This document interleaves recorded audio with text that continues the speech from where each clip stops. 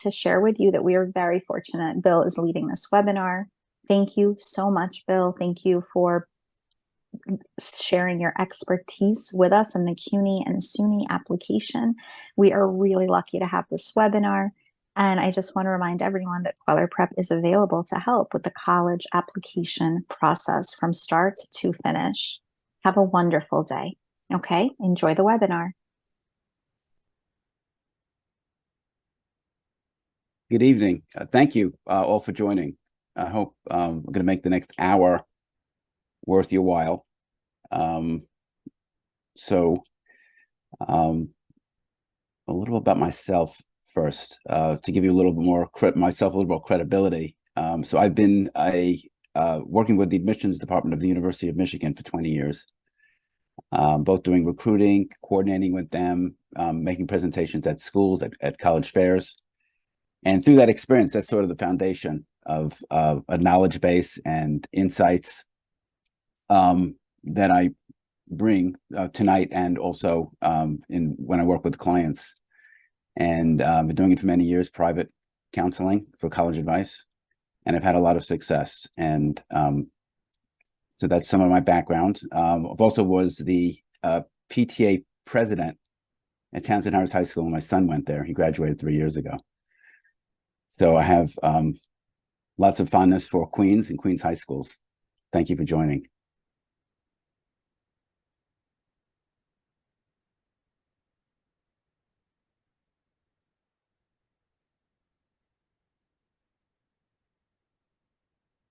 Okay, so we will begin.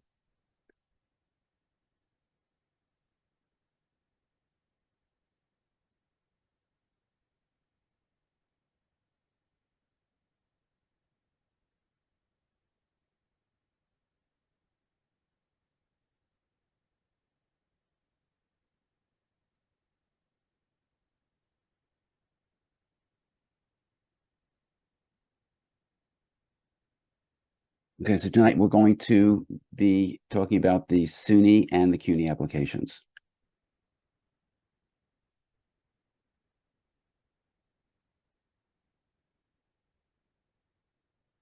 Okay, tonight this is the third of 10 presentations that Queller Prep is giving, and you can see it there. It's the third one. So next Thursday, they're all Thursday at 7, and they're quite informative and really useful.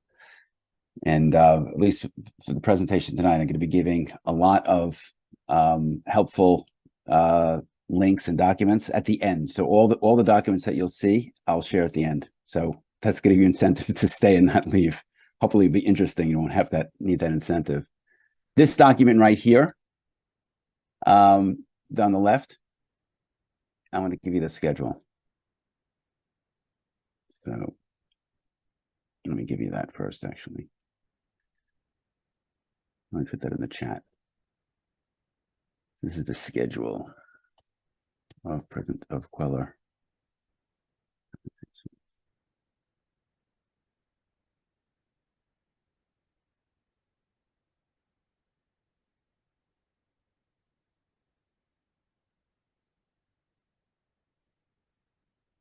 You get that link.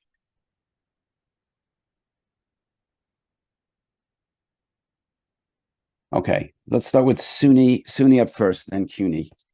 So the State University of New York, there's actually like 28 campuses, but only 13 are four-year colleges that are not technical in nature. So I actually listed them all there. Some of the colorful logos. So the 13 colleges. Of those 13 colleges, 9 are pretty much strictly undergraduate. So there's no graduate program. And 4 of them are universities. So 4 of them universities, they're referred to as university centers. So they have typically large graduate schools. Some have medical schools, law schools, and PhD programs in myriad subjects. So the 4 are Stony Brook, Binghamton, Buffalo, and Albany. Those are the 4 university centers. Those are the ones that are listed at the top here. The four ones on the top are the university centers. However, 3 of the 13 SUNYs are what you call flagships. So in the state university system, every state, all the states, all 50 states have a university system. There's typically one, two, possibly more flagship universities. Like Pennsylvania has University of Pittsburgh and Penn State. Those are the two flagships. For New Jersey, it's Rutgers. So for New York, there are three, they consider to be three flagships. So these are the three most prestigious, most rigorous, and most selective of the campuses. So it's Buffalo, Stony Brook, and Binghamton. Before we go on about today, we're going to be dedicated to SUNY and CUNY, but I wanted to put this slide up because everything is in context. So for students, this decision is once in your life, you're going to go to college. So you want to keep everything very open-minded and broad. There are about 2,000 colleges in the country, and it's not obviously not just limited to New York. So if you're willing to travel, it really opens up a lot of opportunities. So keep that in mind today. Of course, the SUNYs and CUNYs do offer certain advantages. And we'll talk about that. But one of the commonly held beliefs that is partly true and partly not true is that it's less expensive because of financial aid. In many cases, it's not less expensive. Okay, just look at Binghamton for a moment. So this is from the Harper School. That's the primary school. About 60 or 70% of students at Binghamton. Binghamton has about 17,000 undergrads, 17,000. About 2/3 are in the liberal arts school, the School of Arts and Sciences. So these are the most popular majors. You can see it's pretty broad. There's nothing that's that's 10% or more. They're all kind of mixed around. Okay. And by the way, before I go on, I'm going to emphasize this. It really helps me if you have questions. So you can put them in the chat, or you can actually, if you want, you could just say your question. But it really helps me kind of gauge if I'm going too fast, too slow, I'm missing something, and I often do that. So please, I encourage all you guys to, if possible, to chat me a question or a concern or anything that I'm missing. Thank you.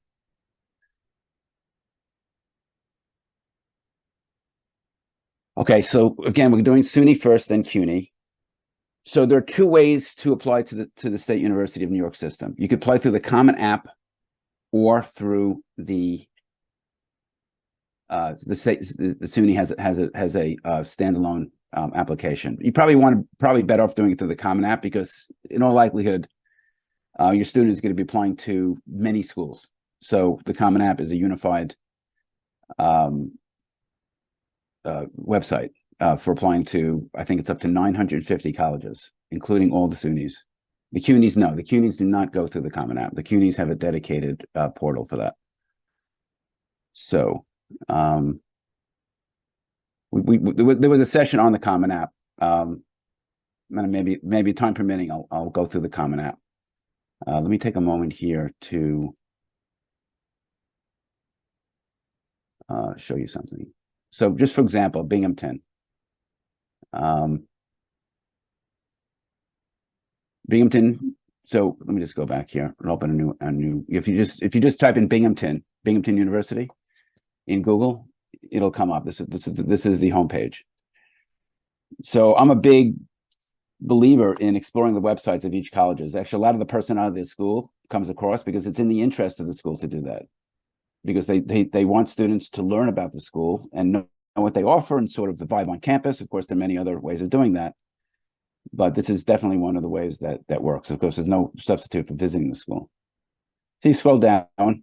There will be a virtual tour as well, but let me just kind of explore briefly with you on this, kind of get you, see how it looks. They're so deep, these websites. There's so much here.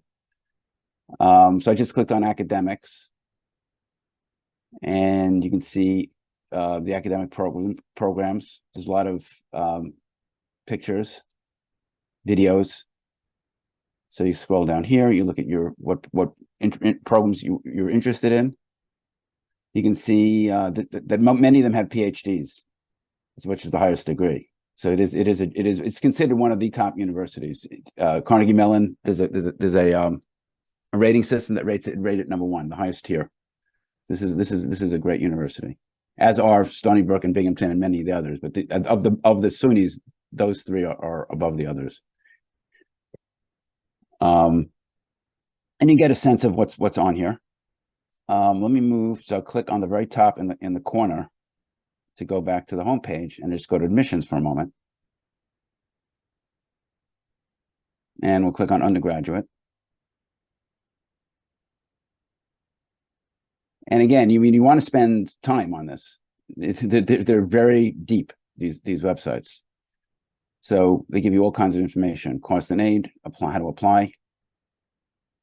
They give you a bunch of useful information, deadlines, etc. So they do have an early action, but it's really kind of rolling admission. So early action, November 15th. And regular decision is, I think, January 31st. So that gives you the dates, etc. If you wanted to visit,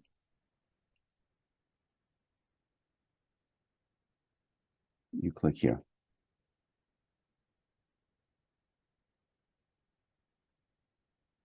You can actually sign up for a info session and a tour.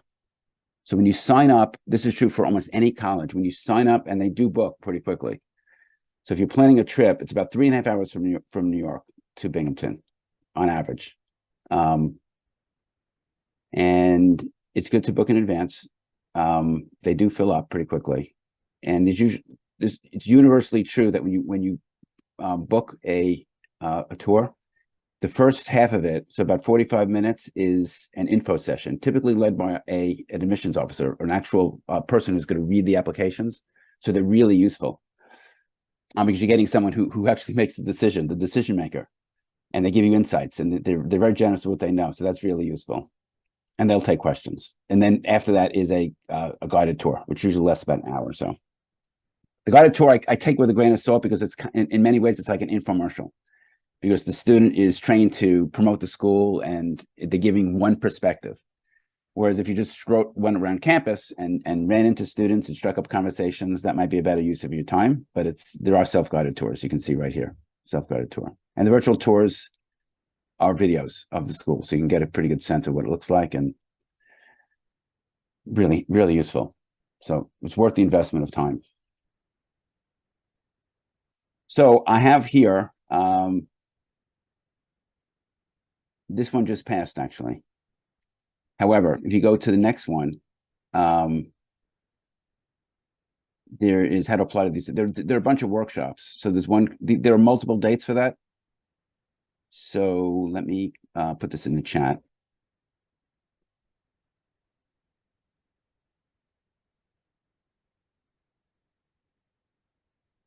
This is SUNY workshop.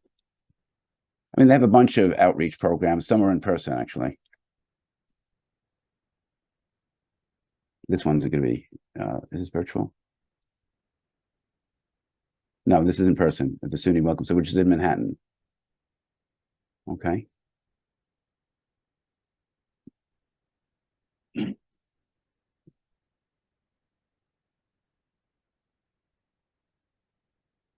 Okay, these are virtual events. The one I gave was in person. These are virtual. So there's a lot of stuff here. And the virtuals are not continuous. They have actually specific dates. They will take questions. It's like a webinar. So these are virtual. I'm going to chat this to you too. So SUNY virtual workshop webinars. There we go. This one here, which SUNY are you, is sort of their like flagship program. So it explores sort of like the umbrella of all kind of topics that you might want. So let me include this one too. You guys, this is called Which SUNY Are You? Okay, so those are just places you could sign up. But you just also you could search on Google for that as well. Okay, let's move to CUNY. So the City University of New York is quite large. I mean, it's because New York City is quite large. So there are no SUNYs in New York City because we have our own system. So there are quite a few campuses, However, again, with the flagship idea, there are 8 that are considered flagships. Loosely speaking, there's no official flagship other than City College. So the original campus was City College, and it has an absolutely magnificent, illustrious history. So they produced, at one point, they had the most number of PhDs produced in the entire country. And, back in the day, back in, I guess, the 20s and 30s, the 40s, the 50s, was one of the leading colleges in the country. One fun fact is Albert Einstein, when he came to the United States, he gave his first presentation about his theory of relativity at City College. So this is kind of just of these, I would say City College, Hunter, and Baruch are probably if you'd be asking me, they're probably the premier of the 8. Hunter, City, and Baruch. City College, by the way, is the only campus that has engineering. So if your student is interested in that, that's the only path, is through City College.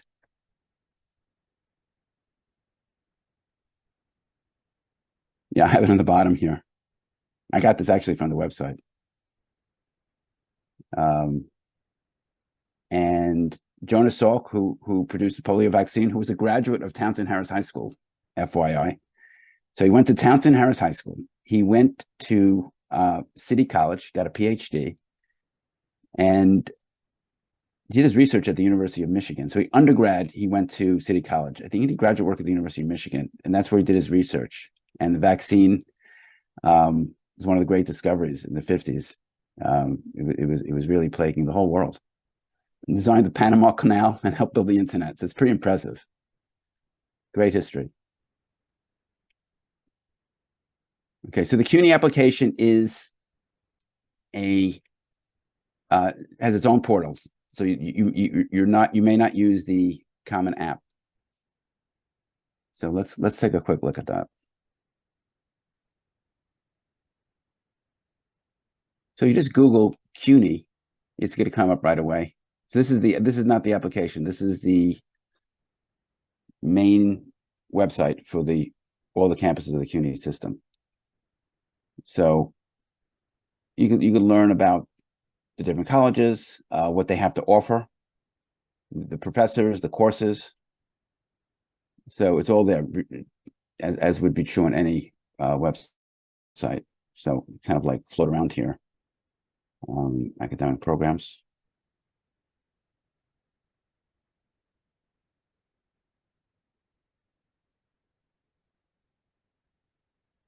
So even though they're lumped together, of course, each campus is distinct. Obviously, there's a lot of overlap in terms of the policies, but each school has different strengths and weaknesses. So this is a very comprehensive list. This is going to be very long here at the bottom, but if your student if you know which major you want, not all campuses offer all majors. Just for this one example, actuary, which is used in insurance and pensions, and also in the financial industry, it's only offered at 3 campuses: Queens, Baruch, and Brooklyn. So you can just see this. I mean, there's everything under the sun at some point. The schools are large. The typical campus has 15,000 or so, 20,000.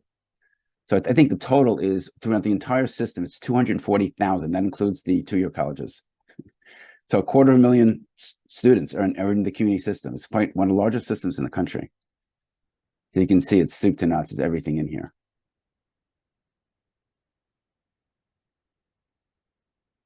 So for admissions, undergraduate admissions.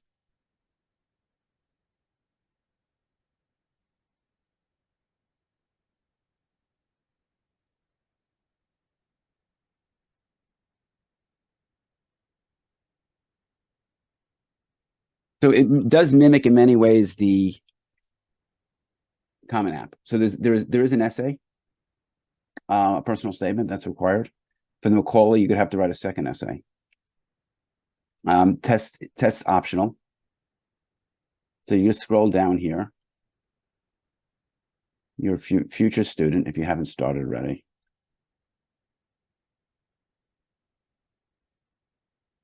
Freshman application. So you apply as a freshman.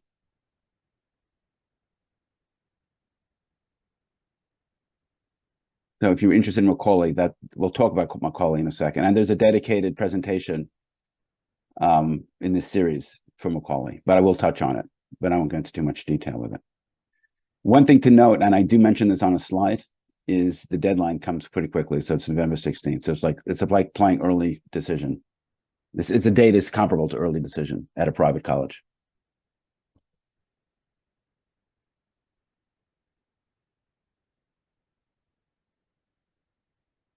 So then you'd said I actually created an account. I think I had my password in there. I think I created just as an account here at Hotmail. It's like a secondary account that I have.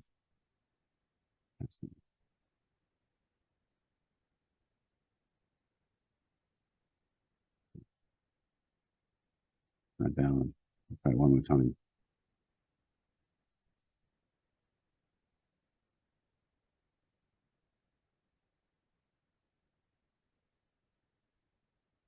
No, I thought I had it right, but it's not logging me in.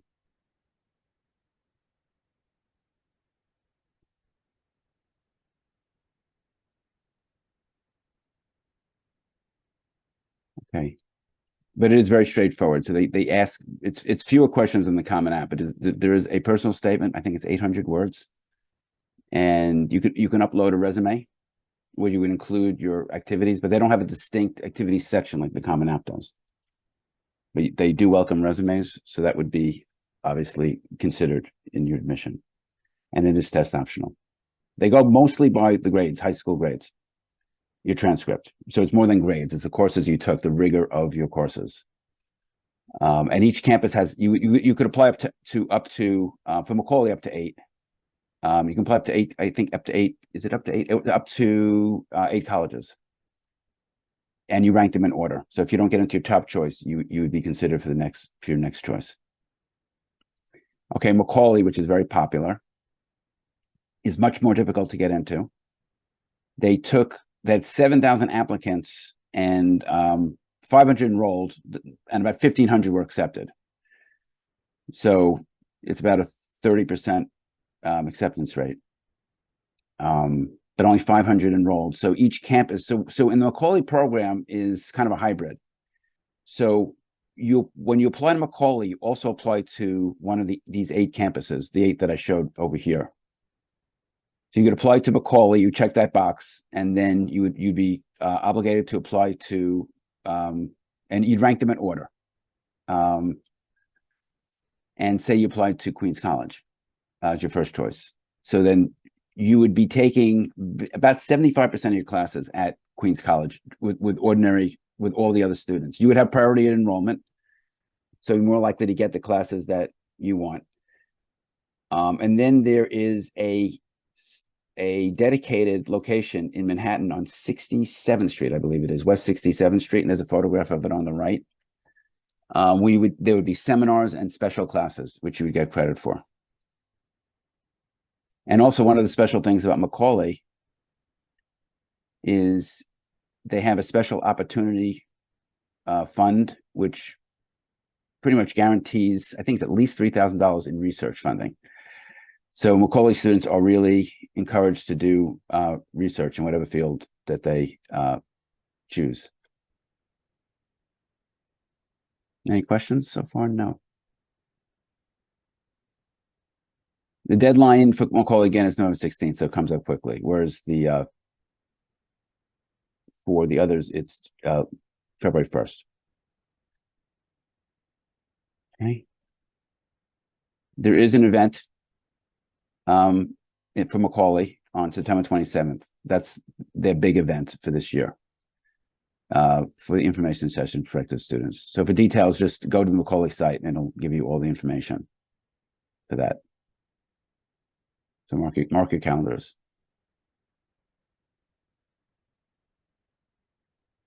And this is just a page from the Macaulay website. Kind of talks about some of the program, the curriculum. So there's seminars that the seminars that is the class that you would take with other Macaulay students at the Upper West Side location. I'm going to go back to this slide here. Yeah, this part here. So there is a financial advantage to Macaulay. So tuition is, regardless of your financial status, admission to Macaulay guarantees free tuition. So it doesn't include fees or any other like travel expenses, or if you live, very few students live on campus, but they do offer some housing, would not include that. And the tuition is low to start with. I have a slide on the tuition, but the tuition is about $7,000. So it's giving you $7,000 per year, which is 100% of the tuition, but relative to other colleges, that is would be a relatively small amount. I mean, a financial aid package at a private college, especially at a selective college, can be 50, 60, 70,000 or more. So they can be quite a bit more generous, but it's all relative. So Macaulay doesn't, the initial cost is lower, the sticker price is lower. And there are other programs which actually there are going to be dedicated sessions to this, but these programs, I might want to go into it too much. So Brooklyn College has a BA, MD program. Sophie Davis, of course, is famous for an BA, MD program as well. They're they take very few students and they get thousands of applicants. So it's a real super long shot to get in. But of course, it's worth trying if you're highly motivated. But you have to have done research, and since it's so selective, it really requires like a really outstanding high school record of extracurricular activities, motivation, showing interest in medicine. But they do have these programs that typically take maybe 10 students. They're very small. Okay. Say a few words about the finances. So a big part of college, both private and public, is okay, you're accepted. I mean, you have to deal with paying for it. The colleges do a wonderful job with that.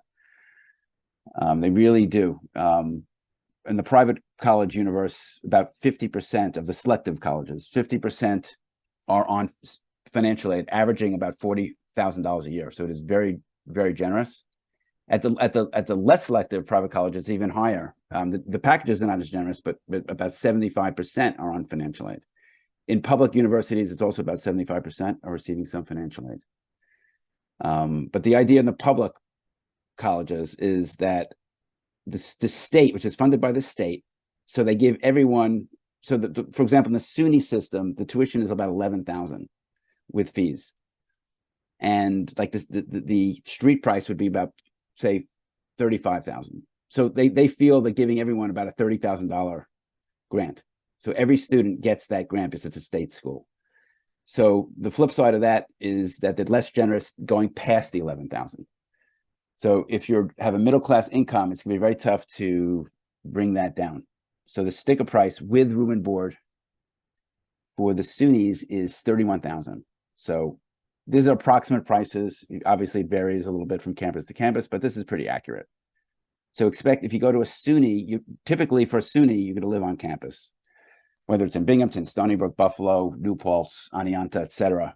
Students live on campus typically the first year, sometimes the first 2 years, and then you live off campus in private housing for the last 2 years. Nonetheless, it's going to come out to about $20,000 for that expense. And then tuition and fees is 11, so about $30,000. So it's very hard to get that down from that. Of course, there are long. We're going to talk about some of the. I have a slide on some of the resources that are available. So the CUNY advantage is they have very few dormitories. I mean, the vast majority of it's a commuter university system. Of course, it's in New York. So most students do live at home, so you could save money if you really we're concerned about the price. So it's $7,000. That's pretty much all in. But again, one thing that I said in the very beginning is you want to consider other schools for sure, because they could be very, very generous with their financial aid packages. In fact, I'm going to jump to a slide that shows that, and I'll come back here. Those who were here last week, I had a presentation on financial aid, and this was a slide that I showed. So this just shows you, this is just kind of giving you an idea. Generosity in financial aid, one thing that I discussed last Thursday, was the generosity correlates to how selective it is. So so that's one advantage of doing really well in high school, is you're probably more likely to get into a better school, and the financial aid is more generous. So that's just the fact of the way the colleges work, because they have better endowments, and it's part of what makes them special. They don't want to leave any student out. So those schools are need blind, so they don't even consider your need for financial aid in making their decision to accept the student. So you can see for this one example, so I'm using one example. So it's a family that has $100,000 in household income, and net assets of about 150,000. And you can see it's actually, the SUNY is just about the same price as the other schools in top 50 or 60. Surprising for a lot of parents that are not familiar with financial aid and how it works. They are really generous, I will say that. And it's unlike anything in like a capitalist society that we live in. It's you buy a toaster or a car, Porsche is more expensive than a Volkswagen, as I've said, right? So it doesn't work that way with colleges. Actually, the best colleges are actually in many ways cheaper. So it's really what you can afford, and that how much you afford is based on the financial aid forms. So they tend to be objective. So whatever you can afford, that's all you have to pay for the best schools. So it's pretty cool. So this gives you an idea of how much you expect to pay with the SUNYs. So this is, if your gross income, for example, if you look at the fourth line down, if you look at the SUNY here, so if you're at 100,000 or so, you can expect to pay $20,000, about $20,000. So that's including room and board. Of course, that's the net price. So the net price is just need-based grants. So there are other sources of aid, which I will talk about. So the starting point is FAFSA. So you have to fill that out. And by the way, for Macaulay, it's required. So even if you have no interest in financial aid, you must fill out the FAFSA. And the reason why they make you fill out the FAFSA is because the FAFSA gives the school money in Pell Grants and other aid, and TAP money. So the FAFSA is sort of like the gateway. So even if you're not interested, you don't think you'll qualify. First of all, you may qualify because you may be surprised at how generous they are.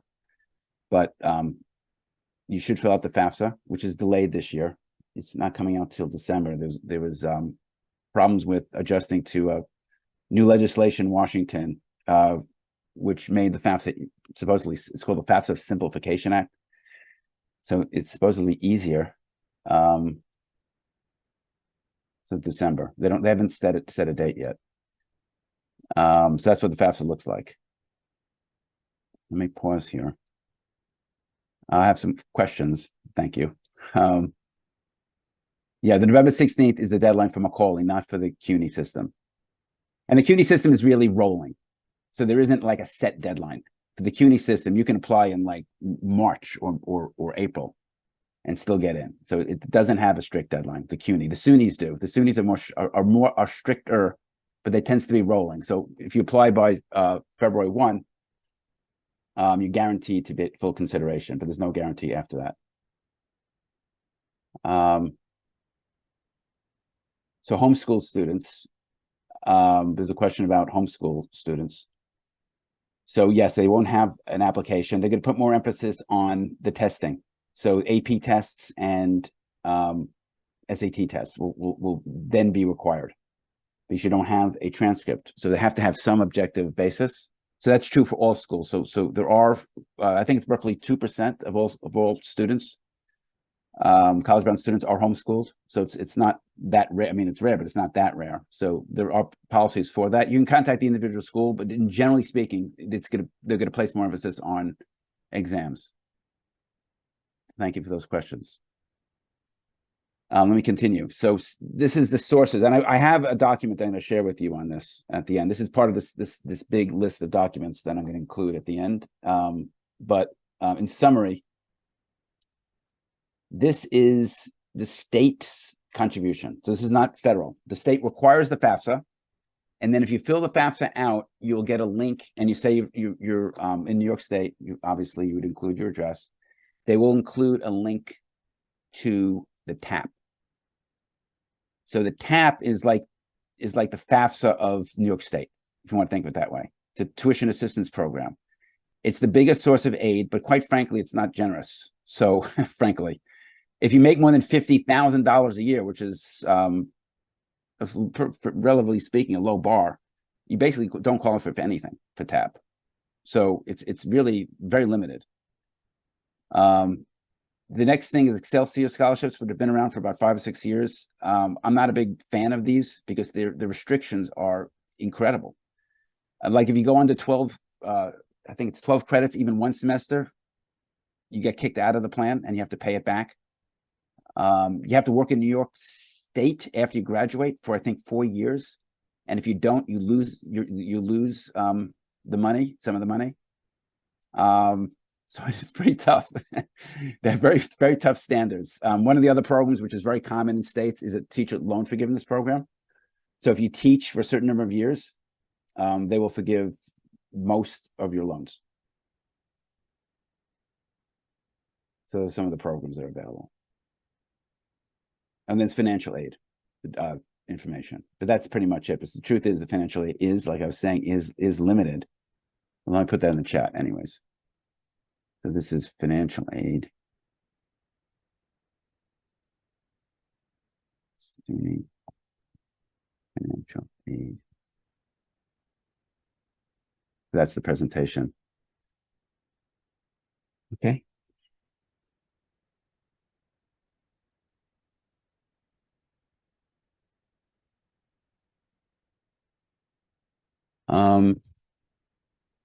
Okay, so these are other sources. So this is federal and private. So let me go over these quickly. So this is what you can expect.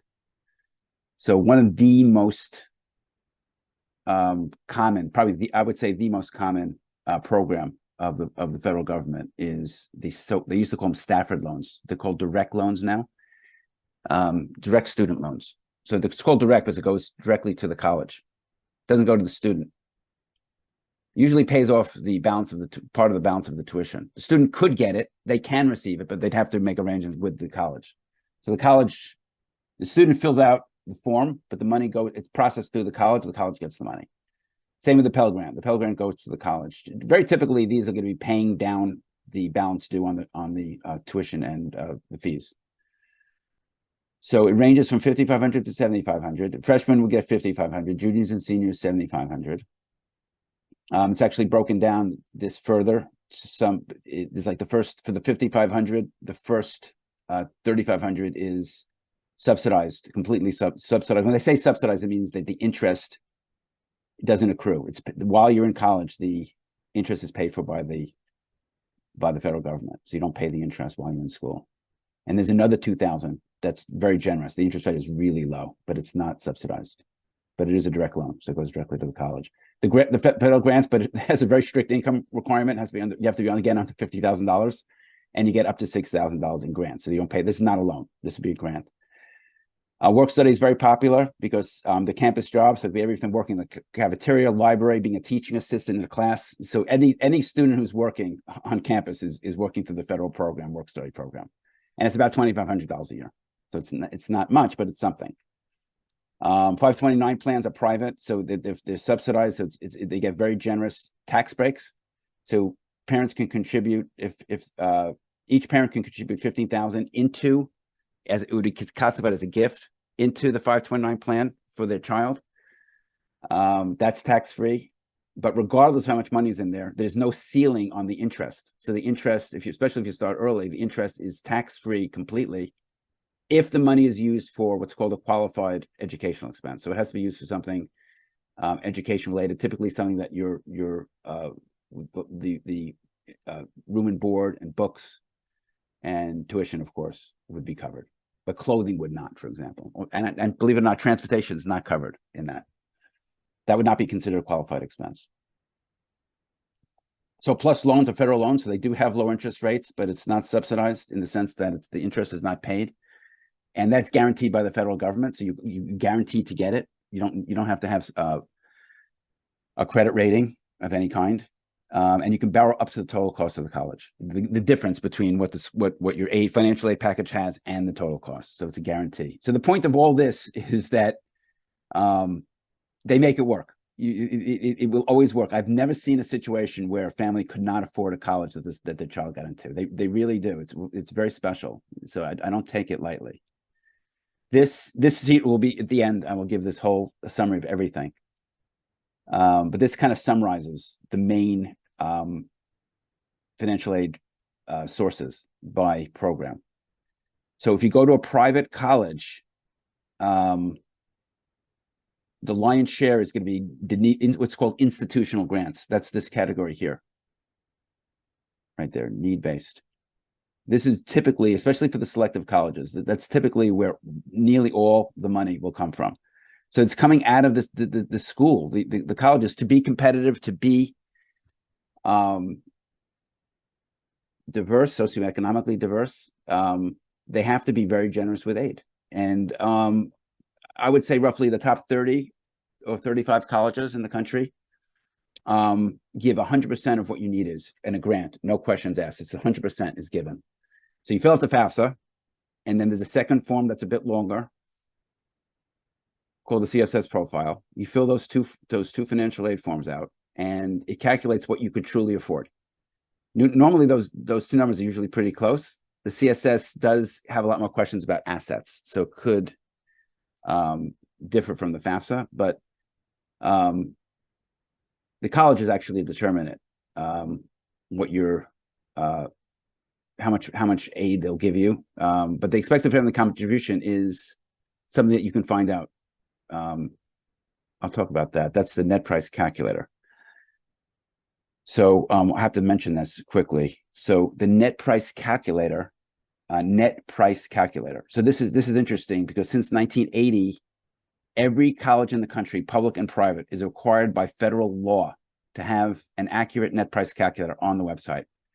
So if you go to the website of any college and you type in the search box net price calculator, it has to come up. It will come up. And there are usually two versions of it. There's a short version, long version, but you get pretty much the same results. It's like 10, 15 minutes. You get a pretty good estimate of the need-based grants that you'll get at a certain school. And you'll see there's a lot of differences. So be open-minded about this. But the aid, and even if the need-based grants are not there, often they'll throw in merit grants. Not the top schools won't do this, but schools that are just below that top tier, like the Ivies, Duke, Northwestern, Amherst, Williams, those schools, they will give merit-based aid to sweeten the financial aid offer and to entice the student to enroll. So that's another source of aid.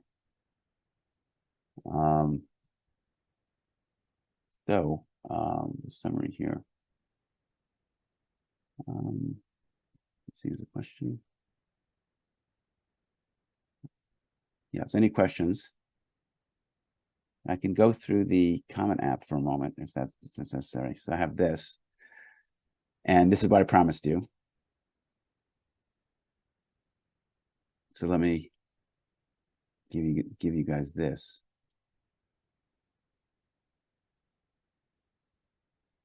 This is a list. This has like 10 different documents that are some are going to be very helpful.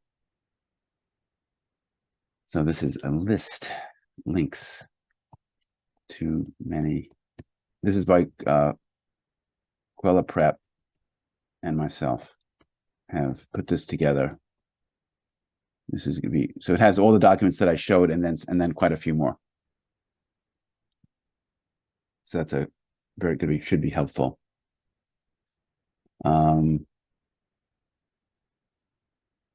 So any questions? I'm open to them. I can go to the Common App. For some reason I wasn't able to download the CUNY. That's actually a very easy application. The CUNY actually, if you have that personal statement, you can actually fill the application out in like 15 minutes. So it's really easy to fill out. So let me just do that here. Let me do this for you guys. Let me get the comment. So the Common App. So it's commonapp.org. So let me show you a bit about that.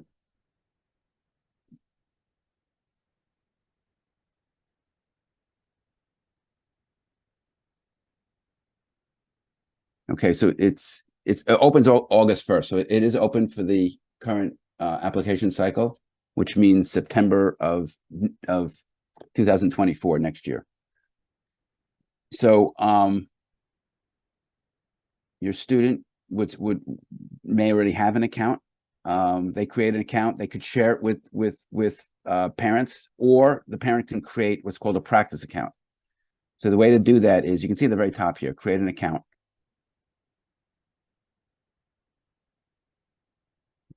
Parent or other adult. You choose the last option. It's called a practice account. And you just create this with a password, and then you have access to everything the student has. You wouldn't see what your student has, but you will see the full account, the full application. So let me sign in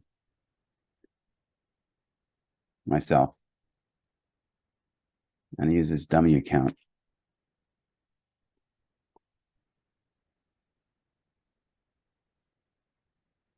This.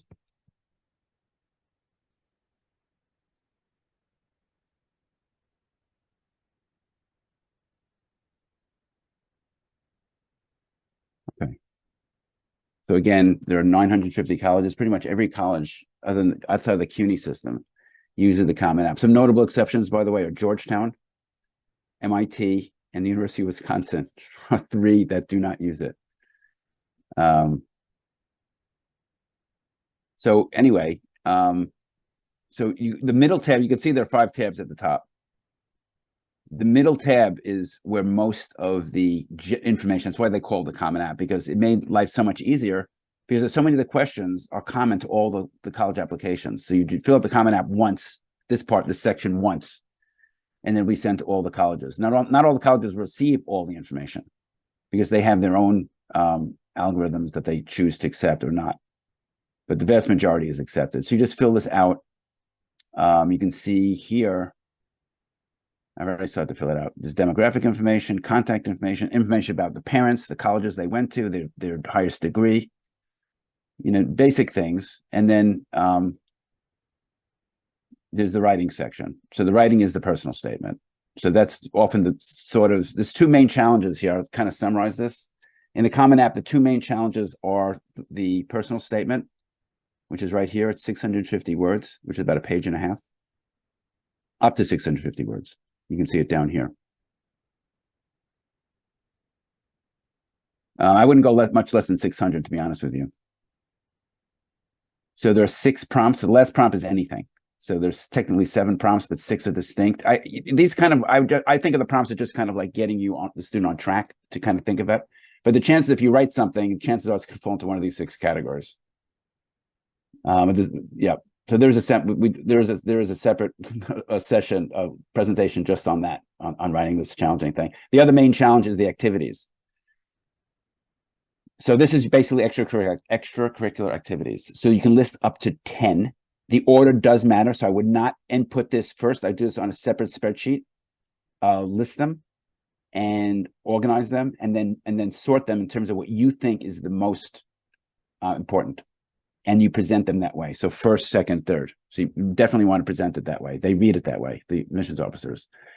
So let's go look at this for a second. So I'm going to add a college. So that's the second tab, My Colleges. I'm going to search for Stony Brook University. So you hit the add button down here. And when you go to the dashboard, you'll see it. I've already populated it with a bunch of colleges, you can see. To Stony Brook, there it is. At Binghamton already. So if you click on Stony Brook, you can see each school. So each school has unique questions that are not in the Common App. So let's click on that. So they give like typical question is your major, or something about your major. They're asking if you, well, the major actually is in the Common App, but they might ask questions beyond the major, like a second major or a program specific question about a program. If you chose a certain program, they might ask a question about that. So you can see this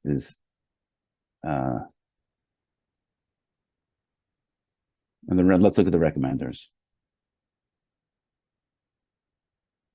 So you definitely want to sign the FERPA. So the FERPA is optional, but it's strongly encouraged, and it forfeits your right to read the letter of recommendation. So that allows the recommender to have more privacy and be more honest.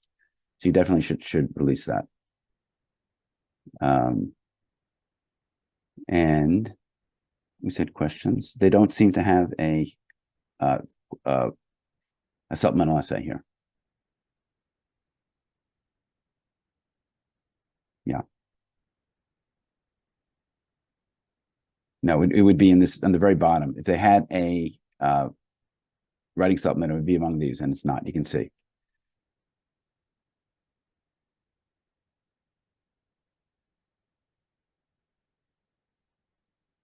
You may do a resume. So the resume is also optional. That could be submitted, by the way, even if it's not specifically requested. Very few applications actually request the resume, but at the very end on the Common App, there's an option to upload a resume. In addition to which, when a student applies to any college, within 24 hours, you will receive an email with a temporary password to the applicant portal. And the applicant portal is the way the school communicates with the student, and the student can upload, for example, an art portfolio through a platform called, typically they use SlideRoom. You can also upload extra recommendations. So yeah,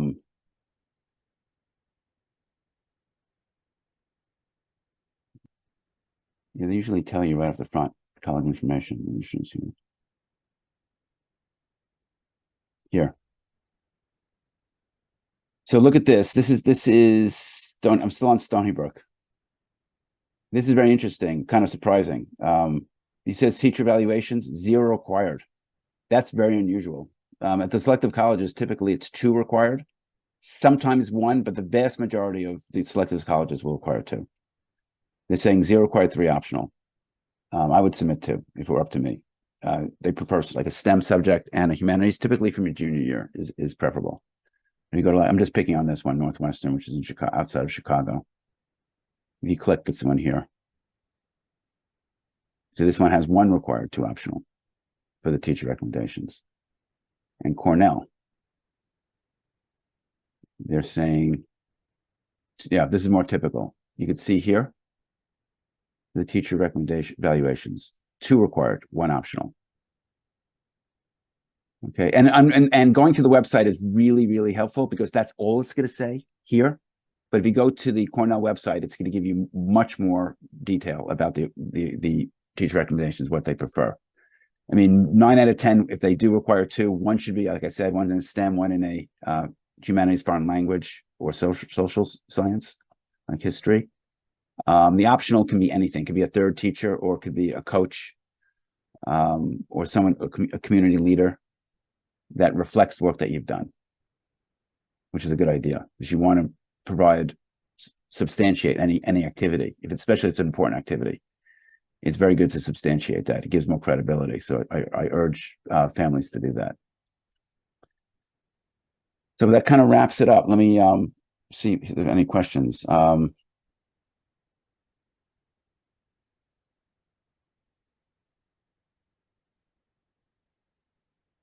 So the question is, can you write a personal statement for CUNY that's different than the Common App? Basically, it could be, typically the CUNY question, the prompt is they have 2 prompts. It definitely overlaps a lot. So the answer is yes, you could definitely reuse that for sure. Who qualifies for the EOP? So that is, I'm not sure the cutoff, but there is an income qualification for that. But I don't know off the top of my head.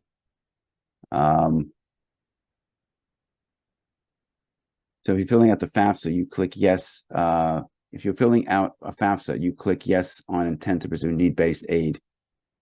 So FAFSA is not going to ask that question. FAFSA doesn't ask anything about pursuing need-based aid, but the Common App will. So the Common App will ask that question. Do you plan on pursuing need-based aid? If you have any, it's not going to, if you're applying for aid and you don't need it, it's not going to hurt. It's not going to count against you. So if there's some, if you believe that you use the net price calculator to see if you would get any aid, but you should check that yes, you do plan on applying news-based aid if you think that you do need aid. Because you never know. They tend to be very generous and they're flexible. So even if you don't get aid initially, you can actually they're very expecting parents to negotiate. It's negotiable. So yes, if you don't click that, then you probably lose all chance. So I would click it. So does it have to? I'm reading another question. Does it have to be one STEM teacher who gives a recommendation and one from humanities, or it could be two STEM? Yeah, if you're playing for engineering, for example, you could go with two STEM. That would be one way that would be okay, I think. Ideally, still, even for engineering, it would be one STEM, one humanities, social science. But for engineering, I think it's two STEM. It's not a rule. And go to the website to check the school's individual website. But generally speaking, as a rule, from the ideal is junior year teachers because recency matters. One STEM, one humanities, social science, or it could actually be senior year because that has the advantage of being very recent. Though if you're playing early, not as much because you don't have a full semester. But if you're playing regular decision, absolutely senior year. Even if you're playing early, that's mid-November or early November, so you already have 2 months, and especially if the same teacher that you had earlier. But even then, 2 months is a pretty good idea. So if you're really hitting it off with the teacher, they could do a recommendation for you. So, well, I hope that was helpful. We went through that a lot in a short amount of time. So, and I hope that document, which covers, I think there's like 8 or so documents on that list of documents with hyperlinks on it. So I hope that's helpful. And thank you for joining. Everyone, please take a moment to type thank you into the chat so that we can all thank Bill. You are welcome to type thank you into the chat. We just really want to say thank you. Thank you so much for this information. And I just want to remind all of you that Queller Prep offers help with the college application process, the essays, the statements, and we are absolutely a source where we can provide help and support in this process. Thank you. Thank you for typing. Thank you. I will do the same as well so that we have it. We also run SAT classes. We run classes to help with the college application, and we assist with every aspect of the college application. That includes everything that you need for Queller Prep. Bill, I'm keeping you in spotlight. That includes everything you may need with the application, with the essays. We're just very grateful that we have you as our audience and you get to participate. Please feel comfortable recommending us for your college application help and services down the road. Bill, thank you for your wisdom, your knowledge, and for such a great presentation. We are extremely fortunate that we have you. And I think we've covered a lot. Thank you. This was a wealth of information. We are very lucky. All right. Thank you for joining, everyone. Have a wonderful day. And remember, Queller Prep is here as your partner during the college application process and all of your SAT test prep needs. Have a wonderful day.